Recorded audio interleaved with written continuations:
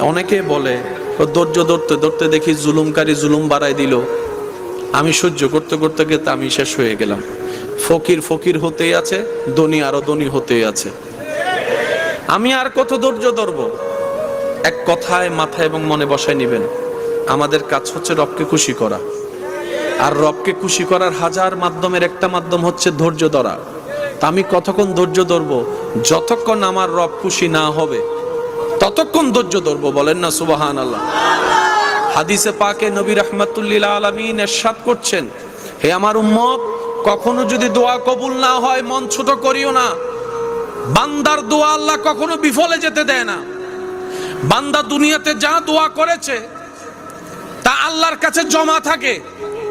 আল্লাহ যদি দুনিয়াতে সেটা রিটার্ন না করে, কবুল করে, হাসরের ময়দানে ওই করা দোয়ার বিনিময়ে আল্লাহ এমন নিয়ামত দান করবেন, বান্দা সেদিন নিয়ামত পেয়ে অবাক হয়ে যাবেন। সুবহান।